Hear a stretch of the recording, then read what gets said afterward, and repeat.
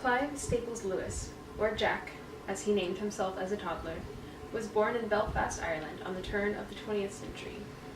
He lived a common life, gaining his education through boarding schools and tutors, since his mother passed away when he was 10 years old, serving in World War I and being wounded by shrapnel was sent home, and going on to graduate from Oxford and teaching there. At Oxford, Lewis formed a literary group called the Inklings with his brother Warren and his colleague J.R.R. Tolkien. Through the sharpening of this group, Lewis found himself once again embracing the truths of Christianity and finding a rock to root himself upon and build his character, an incredible knack for logic, philosophy, and wisdom. His first few literary works emerged as the result of broadcasted radio talk shows and weekly newspaper episodes, becoming the compilations Mere Christianity and the Screwtape Letters. The proceeds he gave to charity.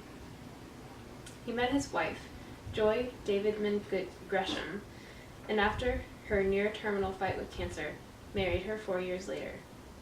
They enjoyed the next few years of their marriage, Lewis meanwhile writing on the four loves, musings of the extensiveness of the types of love, no doubt gleaning from his encounters of love with his wife.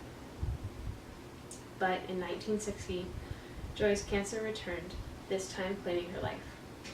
Lewis grieved the death of his beloved Joy, writing A Grief Observed. In his literary life, Lewis explored the theologies of Christianity, making wise the simple by simplifying great wisdom. His style of writing was such that a child could understand towering truths that philosophers have wrestled to grasp. His field of topics is extensive, from the fantasy-filled world of Narnia to the satirical commentary of the Screwtape Letters, to Till We Have Faces, the artful spin on the Greek tale of Psyche and Cupid, to a conglomeration of essays written exploring the hard truths of life, like grief, loss, temporal and eternal joy, and many others. C.S. Lewis was a man who lived what he believed and exemplified what he taught.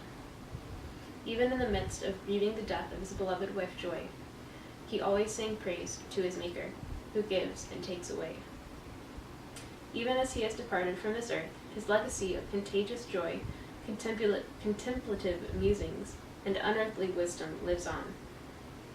As a man with the promise of life eternal in mind, he lived with such a hope that allowed him to let go of past disappointments, hurts, and broken dreams, for a greater promise lies ahead. In a quote from one of his many collected letters, he speaks of a hopeful future. There are far, far better things ahead than any we leave behind.